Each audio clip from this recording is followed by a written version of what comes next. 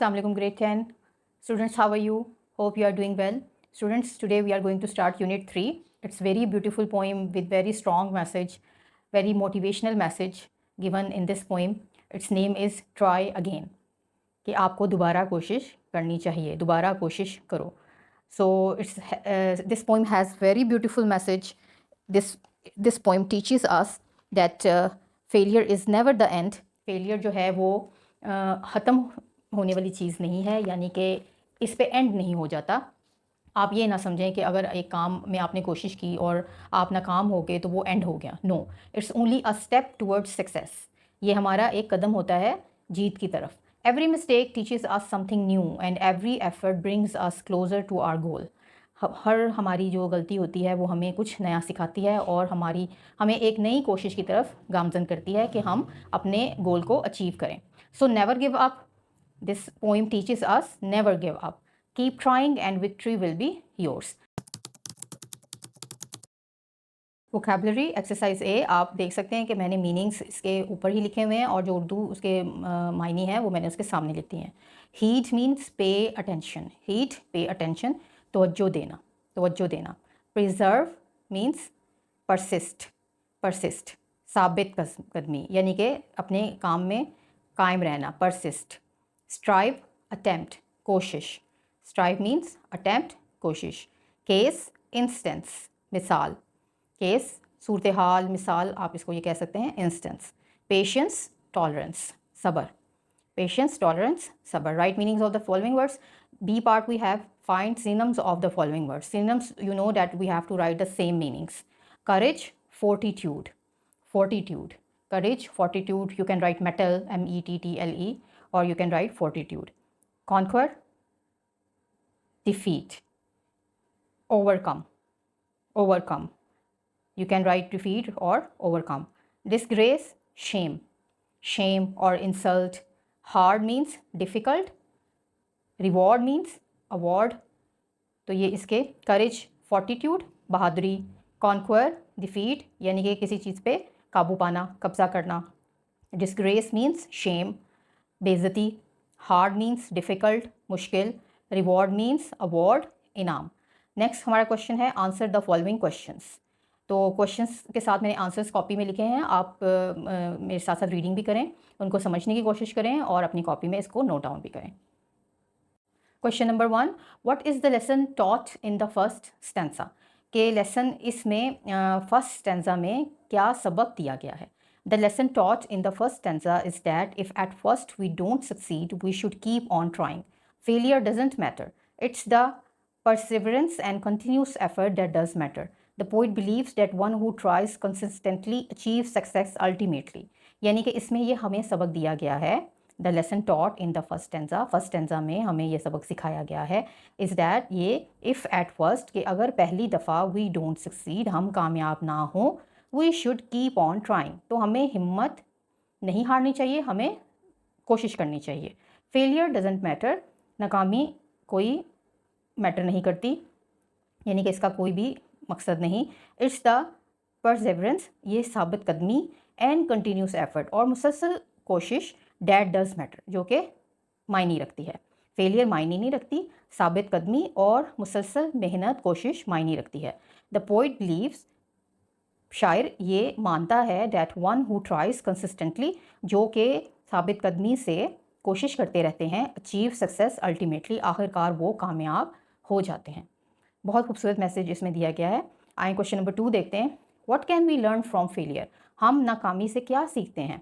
We learn that if we fail, हम सीखते हैं कि अगर हम नाकाम होंगे, वी शुड परसिस्ट, लेकिन हमें साबित कदम रहना चाहिए. We should face the failures manfully, हमें पूरे हिम्मत से फेलियर नाकामी का सामना करना चाहिए. We should keep on trying, हमें कोशिश जारी रखनी चाहिए. अनटिल वी सक्सीड, यहाँ तक कि हम कामयाब हो जाएं. Question number 3. How is failure not a disgrace. कि फेलियर और नाकामी बेइज्जती का बाइस क्यों नहीं है. Failure provides us an opportunity to improve ourselves and face challenges. It gives us strength to stand firmly. So failure is not a disgrace. नाकामी जो है वो हमें एक और मौका देती है कि हम अपने आप को इम्प्रूव कर सकें, हम अपने आप को और ठीक बेहतर कर सकें. एंड फेस चैलेंजेस, और जो चैलेंजेस है उनका मुकाबला कर सकें, यानी कि जो मुश्किलात हैं उनको हम फेस कर सकें। हमें ये हिम्मत देती है, इट गिव्स अ स्ट्रेंथ, ये हमें हिम्मत देती है कि हम साबित कदम रहें। तो फेलियर एक बेइज्जती का बायस नहीं है। फेलियर तो अच्छी चीज़ है ना, कि वो हमें आगे बढ़ने का एक और मौका देती है। How many times should we try and why? Question number 4 में पूछा गया है कि हमें कितनी दफ़ा कोशिश करनी चाहिए और क्यों। Answer, there is no limit for trying again. दोबारा कोशिश करने की कोई भी लिमिट नहीं है, कोई भी हद नहीं है। We should keep on trying, हमें कोशिश जारी रखनी चाहिए अनटिल वी सक्सीड, यहाँ तक कि हम कामयाब ना हो जाएं। क्वेश्चन नंबर 5 है, what should we do if we find our task hard? अगर हमें अपना काम मुश्किल लगे तो हमें क्या करना चाहिए? If we find our task hard we should be steadfast and have patience. अगर हमें अपना काम मुश्किल लगे तो हमें साबित कदम रहना चाहिए और सब्र से काम लेना चाहिए। Question number 6, give an example of struggle from your life. तो स्टूडेंट्स, ये आप अपने से भी लिख सकते हैं, लेकिन मैंने भी इसका आंसर लिखा है। आपकी मर्ज़ी है कि आप मेरा आंसर कॉपी करें या मैं आपको सजेस्ट करूँगी कि आप अपने से ही लिखने की कोशिश करें। Let's see answer. मैंने आंसर जो लिखा है वो एज अ स्टूडेंट लिखा है। In grade 8 I was afraid of speaking in front of the class. 8वीं क्लास में मुझे बहुत डर लगता था लोगों के सामने या क्लास के सामने बोलने से। During a presentation I forgot everything and felt embarrassed. Presentation के दौरान मैं सब कुछ भूल गई और मुझे इससे बहुत शर्मिंदगी महसूस हुई। But I didn't give up, लेकिन मैंने हिम्मत नहीं हारी। आई प्रैक्टिस्ड एट होम, मैंने घर में कोशिश की। And joint the debate club, और जब डिबेट क्लब को ज्वाइन किया उसमें शामिल हुई। स्लोली आई गॉट बेटर, और आहिस्ता आहिस्ता मैं बेहतर हो गई। This taught me that practice and courage can help us overcome fear. इससे मुझे ये सबक मिला कि मुसलसल कोशिश करने से, प्रैक्टिस करने से और हिम्मत करने से हम अपने डर के ऊपर काबू पा लेते हैं। स्टूडेंट्स, आप देख सकते हैं कि ये बॉक्स क्वेश्चंस हैं, ये आपके एक्सरसाइज में तो नहीं दिए गए, लेकिन इसके हम एक्स्ट्रा से कुछ कर लेते हैं, इसमें आंसर्स लिख लेते हैं ताकि आपकी अंडरस्टैंडिंग मज़ीद क्लियर हो जाए। इसके आंसर्स मैंने कॉपी में तो नहीं लिखे, लेकिन मैं इसके आंसर्स वर्बली बोल देती हूँ ताकि आप को समझ आ जाए, और अगर आप लिखना चाहते हैं तो आप इसको लिख भी सकते हैं। क्वेश्चन नंबर 1 है, what does the word preserve mean? Answer, the word preserve means to continue doing something in a determined way despite having problems. मैं फिर रिपीट कर देती हूँ। The word preserve means to continue doing something in a determined way despite having problems. Preserve का क्या मतलब है? Preserve का मतलब है कि वो काम, कोई भी काम जो आप कर रहे हैं उसको साबित कदमी से करते रहना, उस पर डटे रहना, चाहे इसमें कोई भी मसला हो।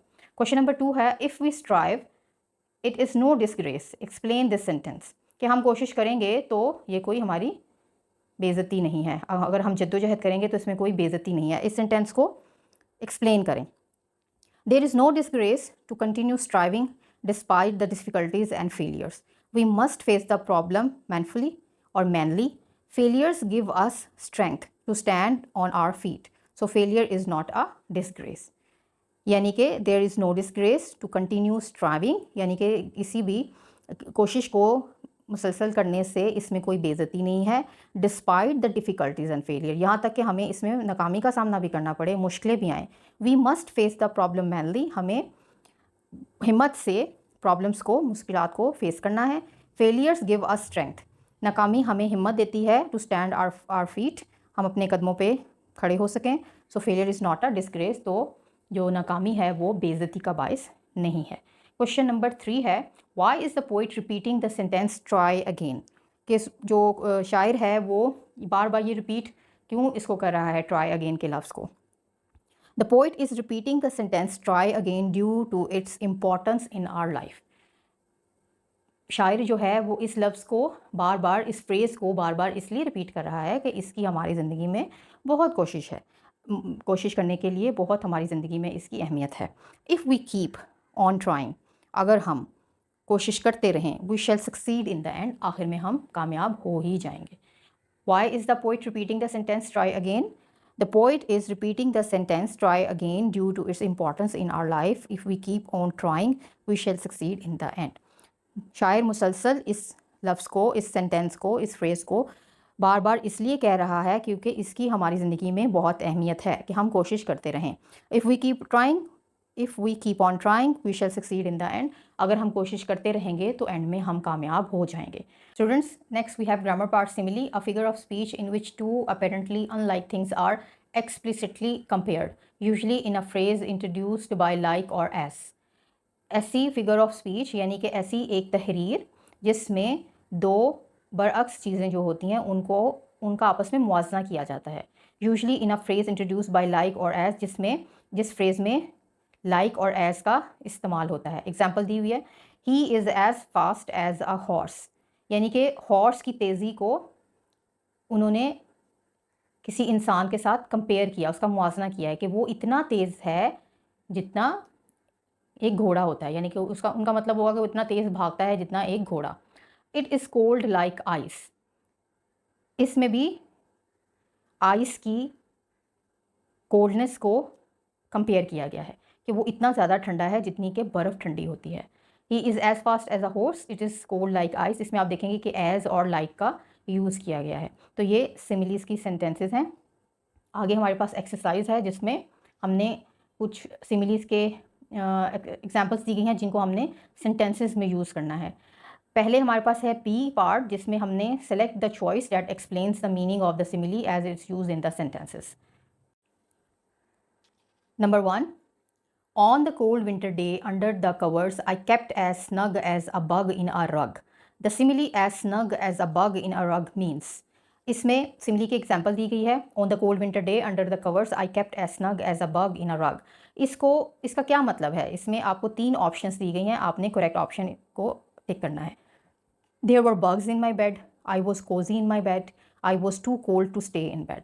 तो बी ऑप्शन करेक्ट है।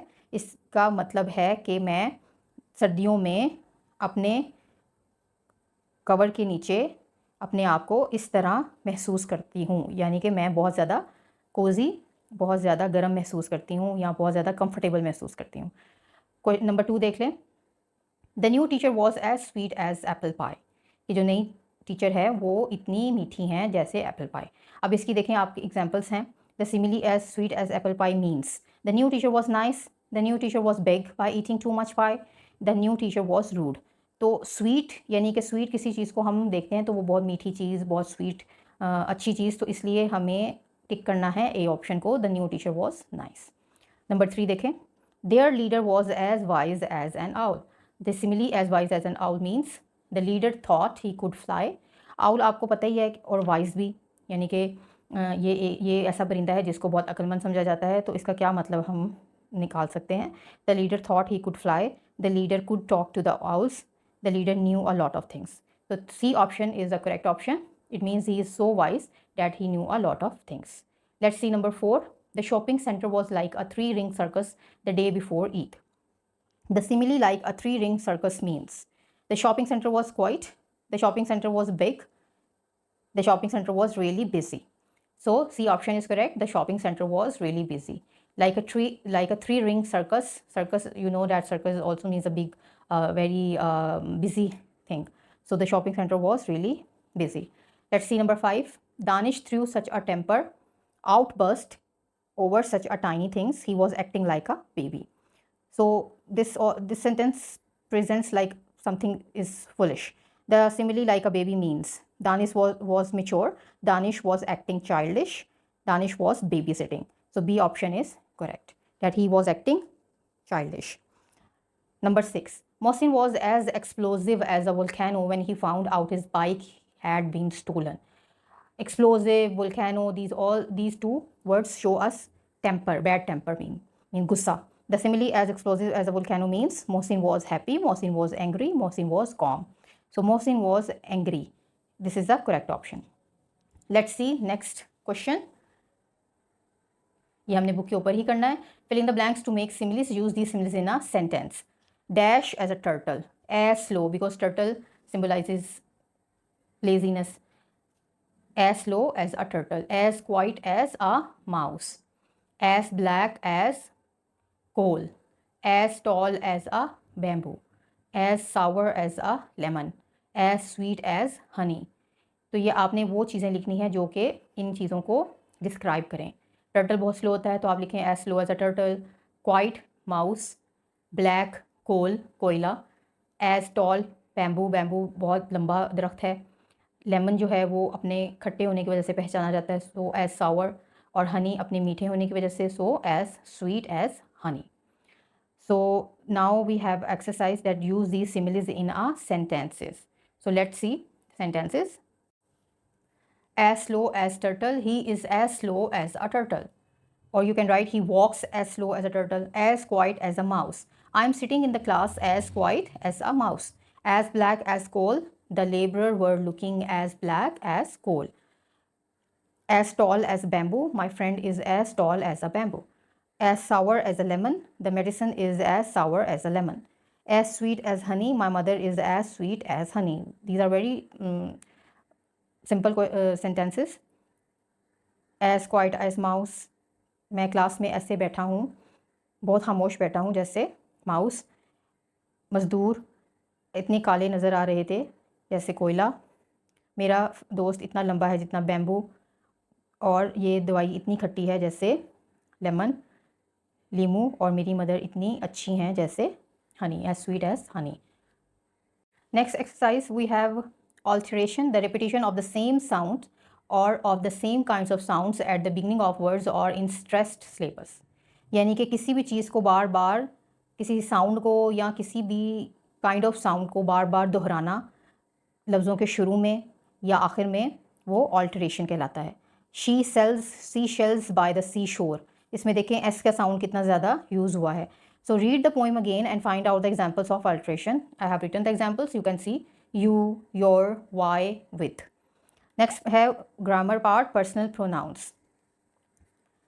First person I, we, me, us, my, mine, our, ours. ये पर्सनल प्रोनाउंस की सारी एग्जांपल्स दी गई हैं. आपने इसको अच्छे तरीके से देखना है. जिसमें फर्स्ट पर्सन है pronouns. Everybody knows that pronoun comes in the place of noun to avoid repetition.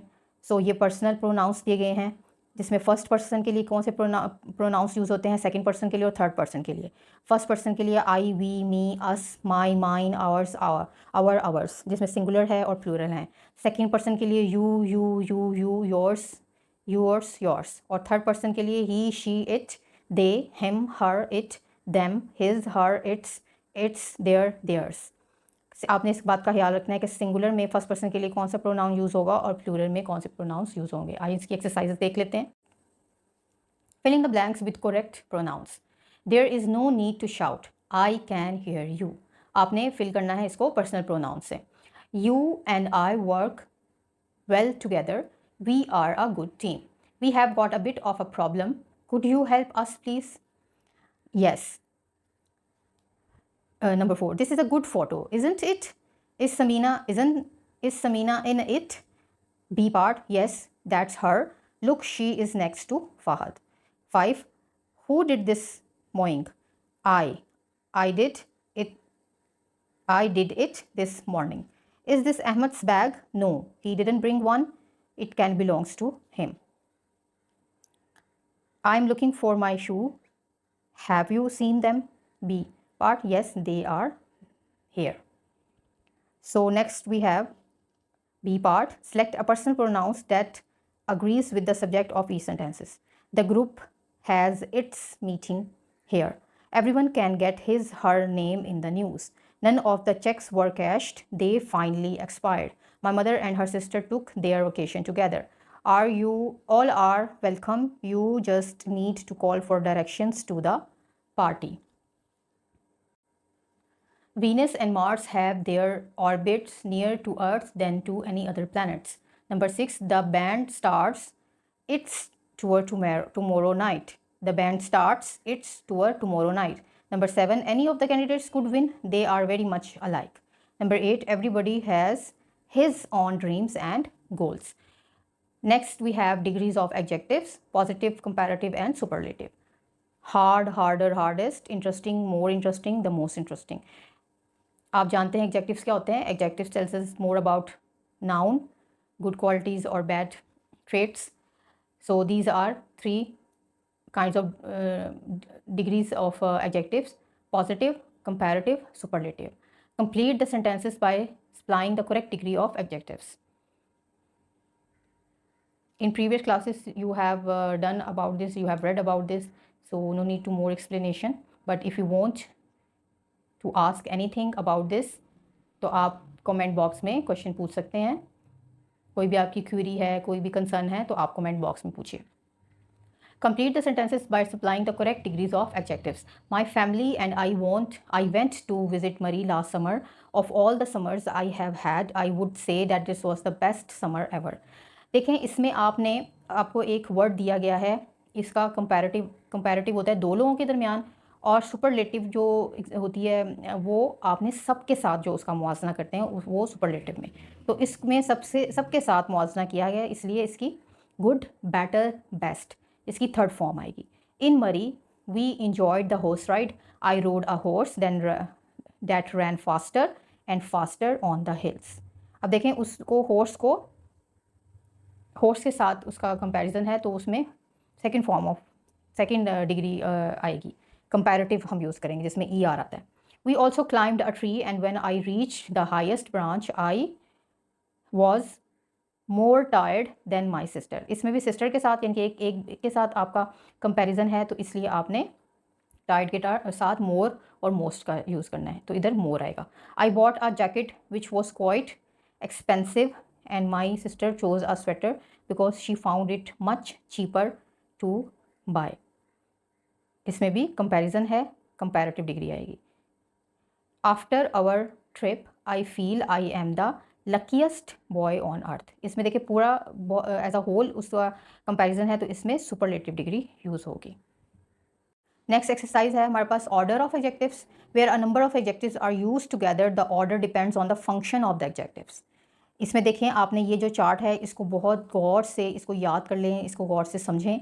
जब हमारे पास नंबर्स ऑफ एडजेक्टिव्स इकट्ठे होते हैं किसी सेंटेंस में, तो हमें उसके फिर अमल के हिसाब से यानी कि उसके लफ्ज़ की इंपॉर्टेंस के हिसाब से हमें उसको लाइन अप करना होता है। अब उसका ऑर्डर क्या होना चाहिए? वैल्यू, ओपिनियन, नंबर 2 पे साइज़, नंबर 3 पे age, temperature, then shape, colour, origin and material.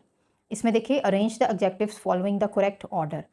We saw grey huge. अब इसमें 3 एडजेक्टिव्स आपको दिए गए हैं ना, तो आपने इसको अरेंज करना है।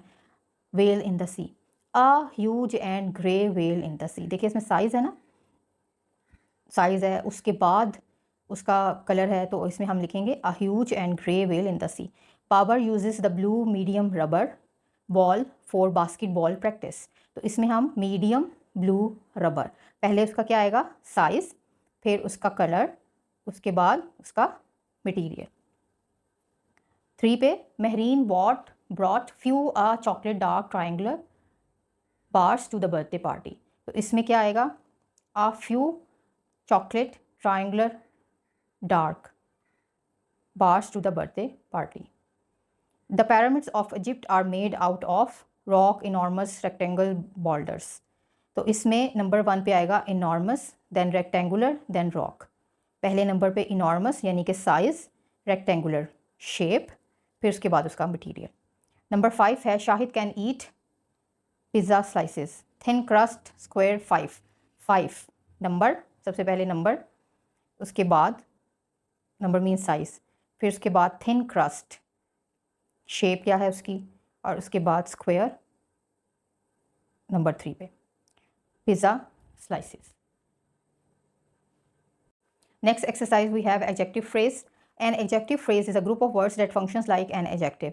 यानी एडजेक्टिव फ्रेज एक ऐसा ग्रुप ऑफ वर्ड्स है जो कि अमल करता है, काम करता है एडजेक्टिव की तरह।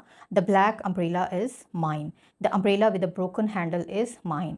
इसमें देखें ब्लैक ये कलर को डिस्क्राइब कर रहा है कि umbrella noun, umbrella is noun और ब्लैक कलर, तो इसको वो डिस्क्राइब कर रहा है। The umbrella with a broken handle, with a broken handle ये फ्रेज़ क्या है? एडजेक्टिव फ्रेज़ है, क्योंकि वो अम्ब्रेला की कंडीशन को बता रही है। In example A the adjective black describes the umbrella, in example be the adjective phrase with a broken handle describes the umbrella, it does the work of an adjective. Let's see the exercise on next page.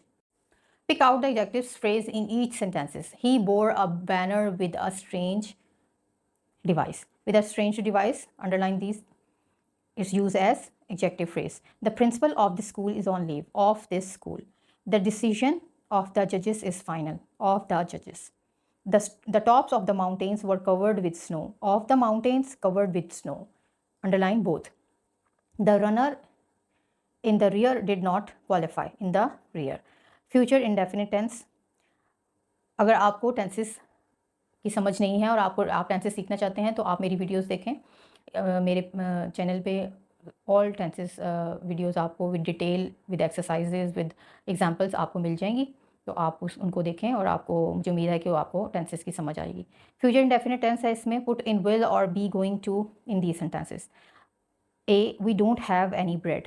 B, I know, I'm going to get some from the shop. A, we don't have any bread. Really? I shall get some from the shop. Shall, use with I, shall. Why do you need to borrow my suitcase? B, I'm going to visit my mother in Multan next month. Number 4, I am really cold. B, I shall turn to the heater on. Number 5, are you going to Jamshed's wedding tonight?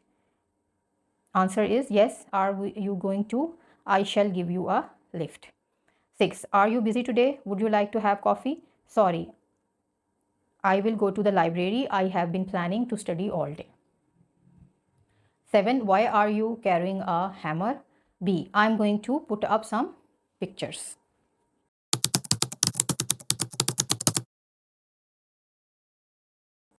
Alright students, we have finished unit 3. Try again. Hope you enjoyed the video. आपको बहुत कुछ सीखने को मिला होगा। कोई भी आपका क्वेश्चन है, कोई क्वेरी है, कोई कंसर्न है, कुछ भी आपको पूछना है या कोई चीज़ की समझ नहीं आई या आपको कुछ ऐसी चीज़ लगे जो इसमें ठीक नहीं है, तो आप मुझे कमेंट बॉक्स में पूछ सकते हैं और बता सकते हैं। मुझे आपकी फ़ीडबैक का इंतज़ार रहेगा। प्लीज़ वीडियो को लाइक ज़रूर करें, सब्सक्राइब करें। Thank you so much for watching the video. अल्लाह हाफिज़।